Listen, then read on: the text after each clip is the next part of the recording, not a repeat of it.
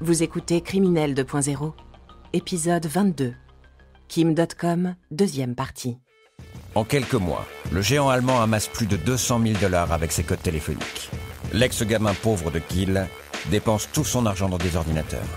Il frime de plus en plus et achète en 1992 sa première voiture de luxe, une Mercedes. Kim, avide de sensations extrêmes, semble vouloir rattraper son adolescence triste et ennuyeuse. La musique à fond, il passe son temps à pousser son bolide à plus de 260 km/h sur les autoroutes allemandes, prenant des risques insensés. En 1994, son goût pour la vitesse va presque le tuer. Une nuit, il perd le contrôle de sa Mercedes et percute un arbre.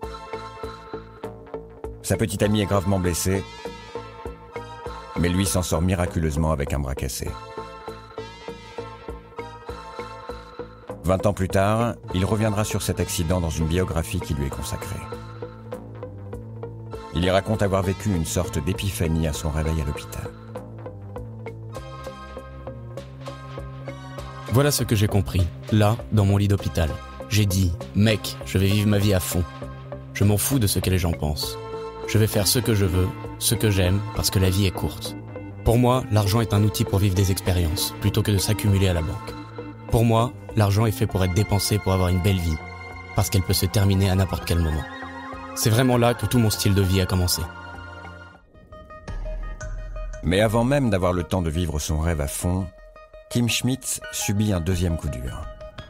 Ses déclarations dans la presse ont attiré les regards des autorités allemandes, et à la fin de l'année 94, la police fait une descente dans son appartement. 80 000 $ de matériel sont saisis, et le pirate est jeté en prison. Mais étonnamment, après 3 mois passés en détention provisoire, Kim n'écope que d'une peine de 2 ans de prison avec sursis. Il faut dire qu'à l'époque, la justice ne comprend rien à ce nouveau genre de méfait numérique et laisse Kim Schmitz sortir libre du tribunal. Revenu à la case départ, Kim veut immédiatement se refaire une santé financière. Il va alors profiter du manque flagrant de sécurité qui règne sur les réseaux informatiques des grandes entreprises de l'époque. Au niveau des institutions et des grandes boîtes, au niveau protection informatique... Douglas Alves, ancien hacker. C'est du n'importe quoi. Hein. C'est du n'importe quoi. En 92, vous preniez un Atari ST avec le bon modem, avec la bonne configuration. Il fallait souvent se le faire importer des États-Unis, avec un tutoriel vraiment à la con. Vous pouvez rentrer dans n'importe quelle banque et regarder le compte de n'importe qui, hein, à l'époque. Hein. Profondément marqué par son séjour en prison, Kim Schmitz sait qu'il doit dorénavant recouvrir ses activités d'un vernis légal. Alors au lieu de pirater directement ses entreprises, il change de costume et décide de monter sa propre société, Data Protect. Son idée, se présenter à de grands patrons comme un dangereux hacker et faire peser sur eux la menace d'un piratage informatique. Une fois leur attention retenue, il vend ses services de protection, leur promettant de sécuriser leurs données confidentielles et d'empêcher toute intrusion numérique. Il appelait des grandes compagnies comme par exemple l'ancêtre de la Deutsche Telekom. Johannes Boy, journaliste allemand. Et il leur disait qu'elles avaient des failles dans leur système de sécurité. Ainsi, Kim décrochait des contrats et de l'argent. Il a toujours été ce genre de personne capable de convertir le savoir en argent. Difficile d'imaginer que de grandes sociétés puissent accepter de confier l'accès à leur réseau à un hacker notoire récemment sorti de prison. Et pourtant, le bluff fonctionne. La compagnie aérienne Lufthansa, l'opérateur téléphonique Vodafone, le constructeur automobile Daimler et même la bourse allemande acceptent le deal de Kim Schmitz. À l'époque, je pense que la plupart des directeurs d'entreprise n'étaient pas forcément sensibilisés à ce que c'était que la sécurité informatique. Guéric Poncet, journaliste au Point.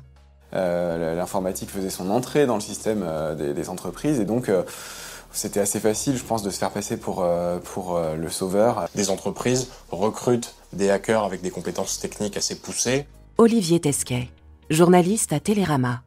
Pour s'occuper de la sécurité informatique, parce que qui de mieux pour s'occuper de la sécurité informatique d'une structure que quelqu'un qui serait capable justement de mener ce type d'attaque. Maintenant, c'est un monde très développé, la sécurité informatique, mais à la fin des années 90, ça commençait tout juste. Emmanuel Gadet, directeur des opérations de Mega Upload. Et la société de Kim avait beaucoup de succès puisqu'elle employait des hackers de talent qui avaient beaucoup de résultats.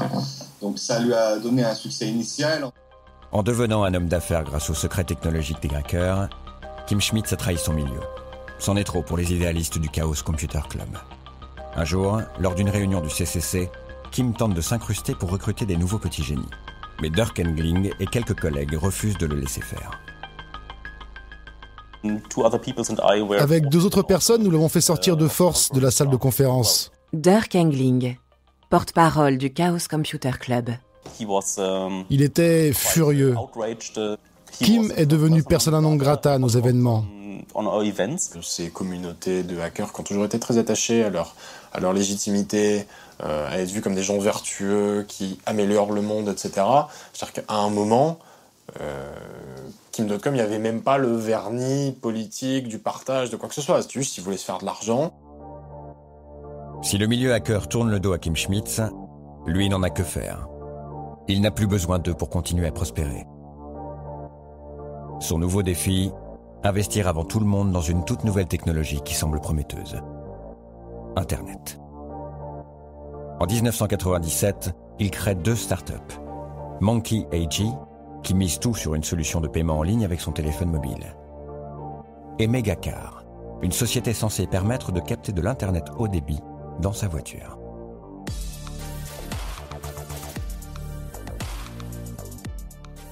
À la fin des années 90, vous savez, c'était la folie de l'époque .com, l'Internet arrivait. Emmanuel Gadet, directeur des opérations de Mega Upload. Les marchés financiers ont valorisé des sociétés qui n'avaient aucun revenu à des millions, voire des dizaines de millions de dollars. Donc c'était une époque un peu folle. Et Kim est un peu l'emblème de cette époque. Il a su un peu surfer cette vague de l'Internet.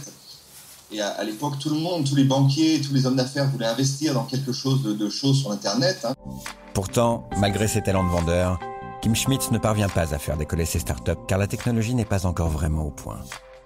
Dans la presse à l'époque, il affiche des résultats financiers volontairement vagues et dévoile une fortune qui varie entre 100 et 200 millions d'euros au gré des interviews. C'est vrai qu'il y a beaucoup de flou parce que déjà à l'époque, vous savez, quand une société capitalise, les actionnaires deviennent très riches, mais c'est pas de la vraie richesse, c'est surtout de la richesse sur papier. Donc Kim a aussi eu beaucoup de richesses sur papier, c'est-à-dire des choses qui peuvent s'évaporer du jour au lendemain. Donc je ne sais même pas s'il serait possible de savoir vraiment ce qui s'est passé à cette époque. Ce qui est sûr, c'est qu'il a eu des sommes importantes d'argent, qu'il les a claquées, et qu'il s'est retrouvé en gros avec rien, et puis qu'il a tout remonté plusieurs fois d'ailleurs. L'Allemand veut sans cesse convaincre plus d'investisseurs. Alors pour masquer les mauvais résultats de ses startups, il met en place un véritable écran de fumée en misant sur son meilleur argument de vente, lui-même.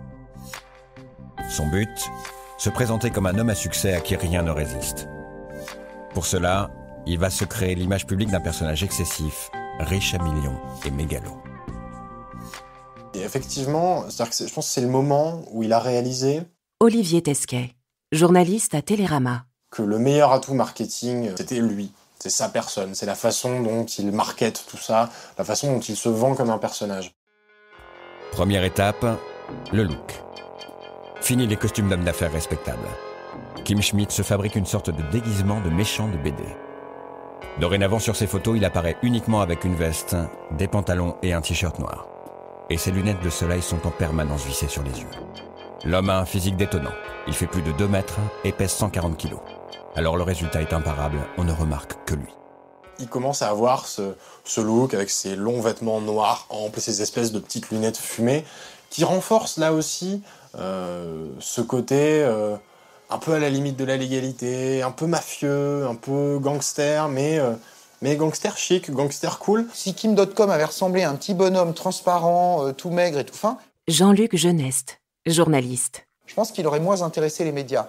Tandis que là, on a une espèce de bad boy, et franchement, il suffit de mettre sa photo, un bon titre, on a envie de le lire. Et ça a fait, je pense, aussi sa gloire, cette image qu'il a construite. Au même moment, Kim développe son site internet, Kimball.org.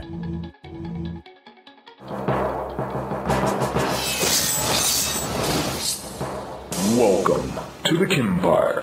Un site mégalo et kitsch, tout à la gloire de son créateur. La majorité des liens est dédiée à son nouveau personnage de BD.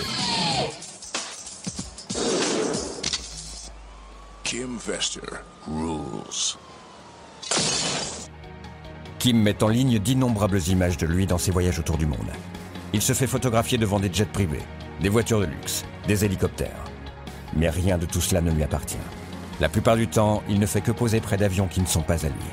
Et même les bimbos avec qui il s'affiche sont le plus souvent rémunérés pour la photo. Je revois ces photos de lui au volant de ses voitures avec les plaques d'immatriculation Mafia, God, etc. Donc qui dénotent quand même une mégalomanie dont il se cache à peine. On le voit dans un jacuzzi tout habillé, entouré de naïades, etc. Donc il y a quand même effectivement, je ne sais pas si c'est une volonté de revanche sur la vie, mais en tout cas, une volonté de montrer qu'il a du succès, qu'il réussit et qu'il est fier de ce succès-là et qu'il n'a aucun complexe par rapport à ça. La stratégie fonctionne. Kim Schmitz installe au fur et à mesure dans le paysage médiatique allemand son personnage riche à millions, au train de vie démesuré. En 2000, il va encore plus loin et produit Kimball Goes Monaco, un reportage de 30 minutes sur un week-end passé avec ses amis. Sur ces images, il se montre frimeur, posant devant une batterie de Ferrari flambant neuve. En roulant à toute blinde vers Monaco, la musique à fond. Il va très vite mettre en scène sa propre légende. Jean-Luc Geneste, journaliste. Construction du personnage qui devient bad boy, les belles filles, les grosses voitures, les copains, la flamme, les casinos.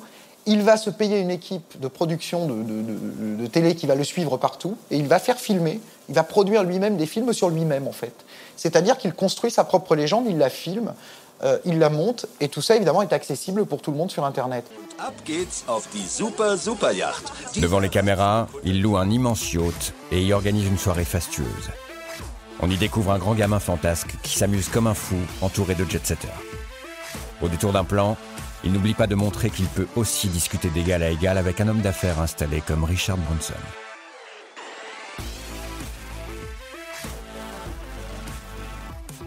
Puis il a réussi à se rendre célèbre. Guéric Poncet, journaliste au Point. Et cette stratégie de se mettre en scène et de se montrer avec les grands de ce monde, entre guillemets, c'est aussi une façon de se protéger parce que quand on se montre avec des gens respectables, on peut passer pour quelqu'un de respectable aussi. Il y a derrière une revendication aussi qu'on retrouve beaucoup dans la culture geek ou nerd, c'est-à-dire la virilité. Michael Stora, psychologue. L'idéal amoureux du geek est à peu près le même que le rappeur. Hein. C'est une bimbo avec des fantasmes de piscine, plein de filles nues autour, des grosses voitures, c'est un peu l'univers du rappeur aussi. Kim Schmitz se vante d'avoir dépensé 1 million d'euros pour produire cette vidéo et la mettre en ligne, gratuitement, sans aucun retour financier. En réalité, son seul but est de montrer son train de vie de milliardaire jet-set.